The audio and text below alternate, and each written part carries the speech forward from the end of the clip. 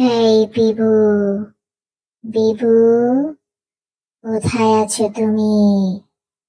আমি তো এসে গেছি বিভু। আমি লালটু ভূত। আজকে তোমাকে খাবো আমি বিভু। কারণ তুমি অনেক দুষ্ট হয়ে গেছো বিভু। কারো কথা শোনো না, ঠিক মতো খাও না, পড়তে বসো না, স্কুলে যেতে চাও না, তাই না বিভু? আমি সব শুনেছি তোমার নামে, তাই আজকে থেকে আমি আর তোমার বন্ধু হব না বিভু। তুমি রেডি থাকো বিভু।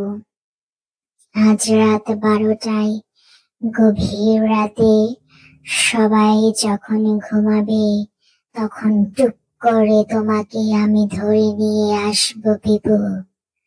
আমার হাত থেকে কেউ তোমাকে বাঁচাতে পারবে না বিভু, বুঝতে পেরেছো?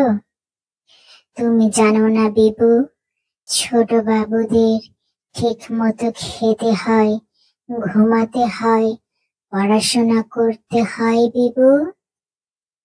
সবকিছু জানার পরেও তুমি দুষ্টু বাবু হয়ে গেছো বিভু। তাই তোমাকে আমি আর ছাড়বো না। কিন্তু তুমি যদি আমাকে কথা দাও, আজ থেকে গুড বয় হয়ে যাবে, বাবা মার সব কথা শুনবে, ঠিক মতো খাবে, ঘুমাবে, পড়তে বসবে, তাহলে তোমাকে আমি অনেক আদর করব বিভু। আমিও তোমার বন্ধু হয়ে যাব বিভু। এখন তুমি চিন্তা করে আমাকে বলো, তুমি কি করতে চাও বিভু? তুমি কি লালটু ভূতের বন্ধু হতে চাও, নাকি সব সময় দুষ্টামি করতেই চাও?